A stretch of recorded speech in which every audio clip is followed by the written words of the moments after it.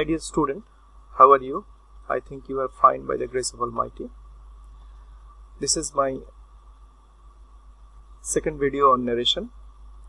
In this video, I will discuss the basic rules of narration from direct to indirect speech. And in my previous video, I discussed also the basic rules of narration, যেখানে আমি verb পরিবর্তন কিভাবে করতে হয়, pronoun কিভাবে পরিবর্তন করতে হয়, সিচুয়েশন কিভাবে চেঞ্জ করতে হয় সেগুলো দেখিয়েছি। এই ভিডিওতে আমি ভার্ব পরিবর্তন এবং বিশেষ কিছু শব্দের পরিবর্তন এবং সেন্টেন্স কিভাবে চিনতে হয় এবং কিভাবে পরিবর্তন করতে হয় সেগুলো দেখাবো। তো লেটস স্টার্ট। প্রথমে আমরা দেখি ভার্বের টেন্স কিভাবে পরিবর্তন করতে হয়। যদি আমাদের রিপোর্টিং ভার্ব, ডাইরেক্ট স্পিচের রিপোর্টিং ভার্বটি যদি পাস্ট ইনডিফিনিট টেন্স হয়, তাহলে আমাদেরকে ভার্ব এর পরে যেভাবে বলছি সেভাবেই পরিবর্তন করতে হবে। তবে ইন্টারমিডিয়েট লেভেল আমাদের সবসময় রিপোর্টিং ভার্বটা পাস্ট ইনডিফিনিটেই দেওয়া থাকে, তাহলে এই পরিবর্তনটা আমাদের খুব গুরুত্বপূর্ণ। আমরা যদি দেখি আমাদের ডাইরেক্ট স্পিচের রিপোর্টিং ভার্বটি প্রেজেন্ট সিম্পলে আছে, তাহলে সেই ক্ষেত্রে আমাদের রিপোর্টেড ভার্বটি ইনডাইরেক্ট স্পিচে কি হয়ে যাবে, ফার্স্ট সিম্পল। একইভাবে যদি প্রেজেন্ট কন্টিনিউয়াস থাকে তার পরিবর্তে হবে ফার্স্ট কন্টিনিউয়াস, যদি প্রেজেন্ট পারফেক্ট থাকে তার পরিবর্তে হবে ফার্স্ট পারফেক্ট। আবার যদি ফার্স্ট সিম্পল থাকে সেটাও পরিবর্তন হয়ে যাবে, ফার্স্ট সিম্পল পরিবর্তন হয়ে হবে ফার্স্ট পারফেক্ট, ফার্স্ট কন্টিনিউয়াস পরিবর্তন হয়ে হবে ফার্স্ট পারফেক্ট কন্টিনিউয়াস। তবে ফার্স্ট পারফেক্ট পরিবর্তন হবে না, সেটা ফার্স্ট পারফেক্টেই থেকে যাবে। আর ফার্স্ট পারফেক্ট কন্টিনিউয়াস পরিবর্তন হয়ে হবে ফার্স্ট পারফেক্ট কন্টিনিউয়াসে থেকে যাবে, এটাও পরিবর্তন হবে না। এন্ড ফিউচারের উইল শ্যাল পরিবর্তন হয়ে হবে উড এবং ক্যান পরিবর্তন হয়ে হবে কুড। তার মানে আমরা দেখতে পাচ্ছি প্রেজেন্টের ভার্বগুলো পরিবর্তন হয়ে যাচ্ছে এবং সেগুলো পরিবর্তন হয়ে সবগুলো পাস্ট টেন্সের ভার্বে চলে যাচ্ছে, ফার্স্ট সিম্পল, ফার্স্ট কন্টিনিউয়াস এবং ফার্স্ট পারফেক্ট কন্টিনিউয়াস।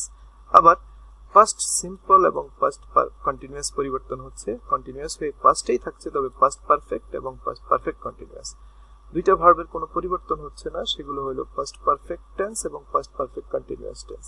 এগুলো অপরিবর্তিত থেকে ফার্স্ট পারফেক্ট এবং ফার্স্ট পারফেক্ট কন্টিনিউয়াসে থেকে যাচ্ছে। উইল শ্যাল আমরা পরিবর্তন করব, এই শ্যালটা একটু খেয়াল রাখতে হবে। শ্যাল পরিবর্তন হয়ে উড হয়, উইল পরিবর্তন হয়ে উড হয়, ক্যান পরিবর্তন হয়ে কুড হবে।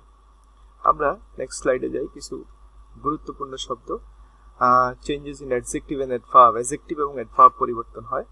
দিস পরিবর্তন হয়ে দ্যাট বা দি বসে, দ্যাট পরিবর্তন হয়ে দোজ বসে যদি সেটা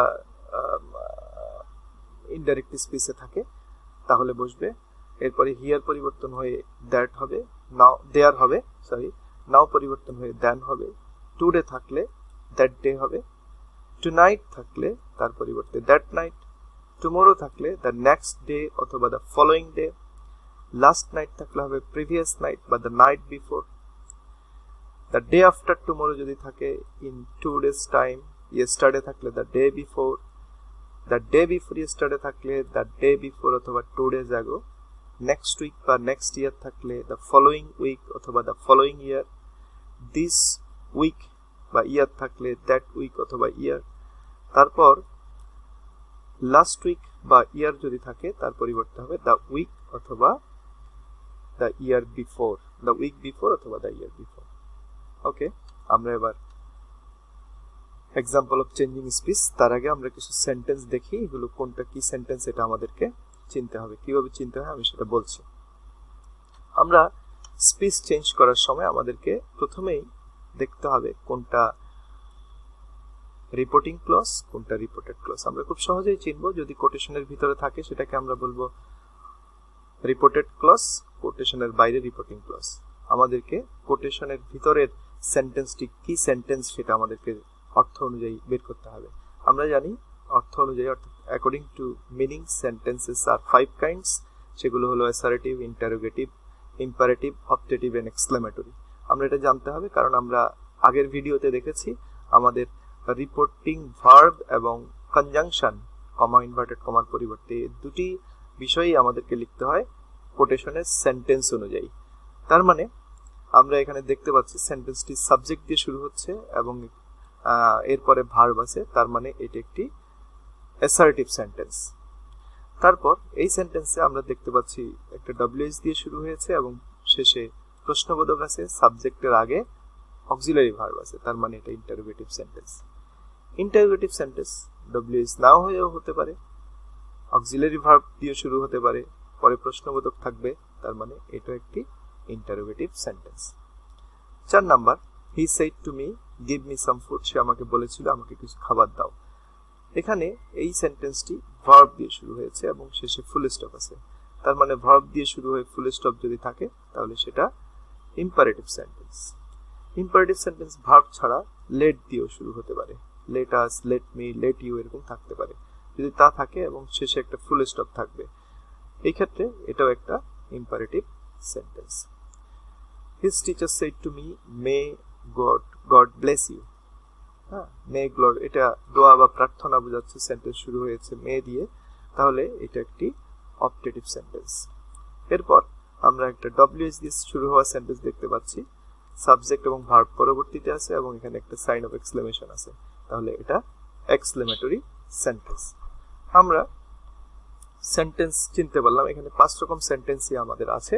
তো বিশেষ করে আমাদের মনে রাখতে হবে ইন্টারোগেটিভ সেন্টেন্স ইন্টারোগেটিভ সাইন থাকবে, এক্সক্লেমেটরি সেন্টেন্স এক্সক্লেমেটরি সাইন থাকবে, তাহলে এই দুটি সেন্টেন্স চিনা, দুই ধরনের সেন্টেন্স চিনা আমাদের জন্য সহজ। আচ্ছা, এরপরে আমরা অ্যাসার্টিভ সেন্টেন্স কিভাবে চিনবো? সাবজেক্ট থাকবে, এরপরে ভার্ব থাকবে। আমরা ইম্পারেটিভ সেন্টেন্স কিভাবে চিনবো? ইম্পারেটিভ সেন্টেন্স ভার্ব দিয়ে শুরু হবে অথবা লেট দিয়ে শুরু হবে। আমরা অপটেটিভ সেন্টেন্স কিভাবে চিনতে থাকবো? শুরুতে মে থাকবে। ওকে, এবার আমরা পরিবর্তনে যাই। নেক্সট স্লাইডে আমরা কিভাবে সেন্টেন্সগুলো পরিবর্তন করব। ওকে, ইন দ্য ফার্স্ট সেন্টেন্স আমরা দেখতে পাচ্ছি রনি সেড টু মি। আগেই বলেছি এটি একটি অ্যাসার্টিভ সেন্টেন্স। অ্যাসার্টিভ সেন্টেন্স হওয়ার কারণে আমরা প্রথমে স্পিকার রেখে দিলাম, এই সেন্টেন্স রনি বলছে, রনি থেকে গেল। তারপর সেড টুর বদলে আমাদের অ্যাসার্টিভ সেন্টেন্স হওয়ার কারণে বসবে টোল্ড। তারপর অ্যাসার্টিভ সেন্টেন্স হওয়ার কারণে কমা কোটেশনের পরিবর্তে বসবে দ্যাট। এরপর প্রোনাউন পরিবর্তন, এখানে আমরা দেখতে পাচ্ছি প্রোনাউন আছে আই, আই মানে ফার্স্ট পারসন, ফার্স্ট পারসন বোঝায় স্পিকারকে। এখানে স্পিকার আছে রনি, রনি একটি ছেলে, তাই তার পরিবর্তে প্রোনাউন লিখতে হবে হি। ওয়েন্ট পাস্ট ইনডিফিনিট টেন্স, আমরা পড়েছি পাস্ট ইনডিফিনিট বা পাস্ট সিম্পল থাকলে তার পরিবর্তে পাস্ট পারফেক্ট হয়, তাই আমরা এখানে লিখেছি পাস্ট পারফেক্ট। পাস্ট পারফেক্টের অক্সিলারি ভার্ব হ্যাড, ভার্বের পাস্ট পার্টিসিপল গন। এরপরে টু ঢাকা টু মিট পর্যন্ত বসে যাবে, কোনো পরিবর্তন হয়নি। টু ঢাকা টু মিট, এখানে মাই পরিবর্তন হবে, এটা একটা প্রোনাউন, প্রোনাউন পসেসিভ প্রোনাউন। এটা হলো ফার্স্ট পারসন, ফার্স্ট পারসন মানে বোঝাচ্ছে স্পিকারকে, স্পিকার এখানে রনি, রনির পরিবর্তে প্রোনাউন বসেছে পসেসিভেই his friend. Okay, Roni told me that he had gone to Dhaka to meet his friend. Roni আমাকে বলেছিল সে ঢাকা গিয়েছিল তার বন্ধুর সাথে দেখা করতে। Setu said to her mother why are you going out. Setu তার মাকে জিজ্ঞেস করেছিলেন তুমি কেন বাইরে যাচ্ছ। তাহলে এখানে আমরা সেড টু পরিবর্তন করব, আমরা এখানে কমা কোটেশন পরিবর্তন করব। তো আমরা দেখতে পাচ্ছি যেহেতু এটা ইন্টারোগেটিভ সেন্টেন্স, তাই কমা কোটেশন সেড টুর পরিবর্তে বসেছে আস্কড, এবং কমা কোটেশনের পরে এখানে ডব্লিউএস থাকার কারণে হোয়াইটা বসে গেছে।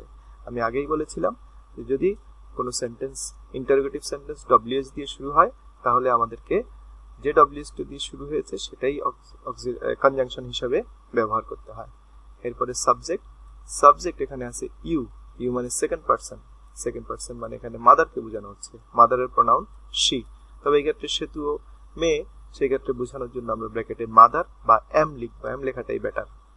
ভার্ব আছে এখানে আর গোয়িং, আর গোয়িং মানে হলো প্রেজেন্ট কন্টিনিউয়াস, তার পরিবর্তে past continuous was going out. তাকে উত্তর পেয়ে গেলাম Setu asked her mother why she was going out. Next, I said to him have you done the work. আমি তাকে জিজ্ঞেস করেছিলাম তুমি কাজটি করেছো কিনা। শুরু হয়েছে অক্সিলারি ভার্ব দিয়ে, এখানে প্রশ্নবোধক আছে, তার মানে সেড টু হয়ে যাবে আস্কড। এবং এখানে যেহেতু কোনো ডব্লিউএস ওয়ার্ড নেই তাহলে কনজাংশন হিসেবে বসবে ইফ। এরপরে সাবজেক্ট এখানে আছে ইউ, ইউ বোঝাচ্ছে সেকেন্ড পারসনকে অর্থাৎ হিমকে, কিন্তু এখানে বসেছে সাবজেক্টের জায়গায়। আমরা জানি হিমের সাবজেক্টিভ বা নমিনেটিভ ফর্ম হলো হি, তাই এখানে বসেছে হি।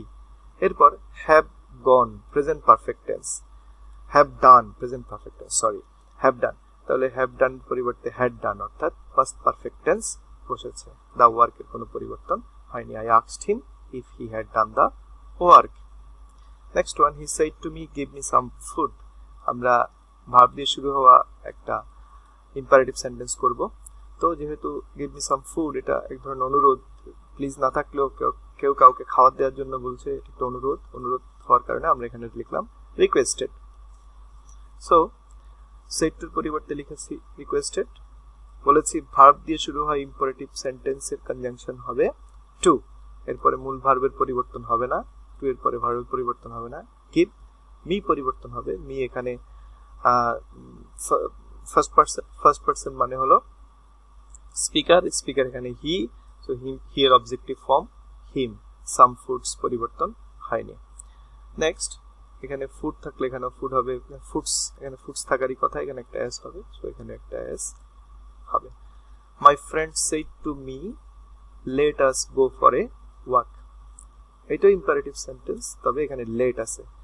লেট যুক্ত ইম্পারেটিভ সেন্টেন্সে ভার্ব লিখতে হয় প্রপোজড, প্রস্তাব দিয়েছিল, এবং কনজাংশন হিসেবে লিখতে হয় দ্যাট। তাহলে আমরা রিপোর্টিং ভার্ব সেড টুর পরিবর্তে লিখলাম proposed, my friend said to me, my friend proposed me, conjunction that, us এর subjective form we, let us যুক্ত সেন্টেন্সে রিপোর্টেড ভার্বের পূর্বে শুড লিখতে হয়, তাহলে এখানে গো এর পূর্বে বসছে শুড, গো ফর এ ওয়ার্কের পরিবর্তন হয়নি। তাহলে দুটো জিনিস শিখলাম, লেট আস থাকলে বসবে proposed reporting verb, conjunction that, এবং রিপোর্টেড ভার্বের পূর্বে শুড বসবে।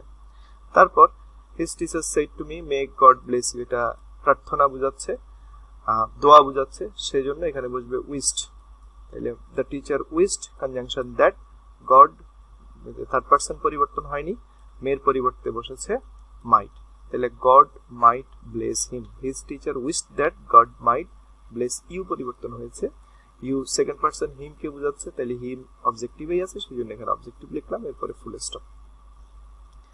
The last one, the boy said what a beautiful day it is, ছেলেটি বলল দিনটি কি সুন্দর। এটি একটি এক্সক্লেমেটরি সেন্টেন্স, এক্সক্লেমেটরি সেন্টেন্সে সেড এর পরিবর্তে এক্সক্লেম বসে, এক্ষেত্রে আনন্দ বোঝাচ্ছে, আমরা লিখব দ্য বয় এক্সক্লেমড উইথ জয়। যদি আমরা এটা দুঃখ বোঝাতো আমরা এক্সক্লেমড উইথ সরো লিখতাম, অথবা শুধু এক্সক্লেম লিখলেও আমাদের অসুবিধা নেই। তাহলে দ্য বয় এক্সক্লেমড উইথ জয়, আমরা জানি যে এক্ষেত্রে এক্সক্লেমেটরি সেন্টেন্সে কনজাংশন বসে দ্যাট। তারপর এখানে সাবজেক্ট লিখতে হবে, সাবজেক্টের শেষে আছে, আমাদেরকে খুঁজে আনতে হবে, এখানে সাবজেক্টটি আছে ইট, সাবজেক্টের পরে সবসময় ভার্ব বসে, এখানে ইজ আছে, আমরা এখানে লিখব ইজ এর প্রেজেন্ট ইনডিফিনিট, তার পরিবর্তে ওয়াজ অর্থাৎ পাস্ট ইনডিফিনিট। হোয়াট এর পরিবর্তে বসে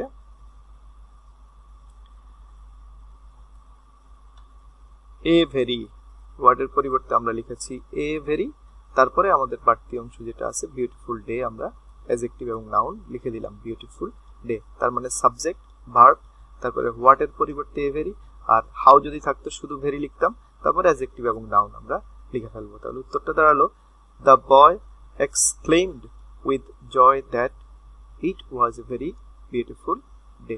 তাহলে আমরা বুঝতে পারলাম এই পরিবর্তনগুলো থেকে একটা জিনিস ক্লিয়ার হলো যে আমরা চেঞ্জ অর্থাৎ ডাইরেক্ট টু ইনডাইরেক্ট নিতে গেলে আমাদেরকে সর্বপ্রথম যে কাজটি করতে হবে, আমাদের ব্র্যাকেটের ভিতর যে সেন্টেন্সগুলো থাকে এই সেন্টেন্সগুলো আমাদের কোনটা কোন সেন্টেন্সে আছে সেটা বের করতে হবে, অ্যাসার্টিভ, ইন্টারোগেটিভ না অপটেটিভ না এক্সক্লেমেটরি, এটা আগে বের করতে হবে। তারপরে আমরা রিপোর্টিং ভার্ব এবং কনজাংশন লিখব এবং পরবর্তীতে আমরা রিপোর্টেড ক্লজটি পরিবর্তন করব। আশা করি সবাই বুঝতে পেরেছো। তারপরেও if you have any question then ask me on the comment box. I think if you have any question please write on the comment box, I will try to answer them. Next class will be on passage narration. Okay, thank you very much, goodbye and take care.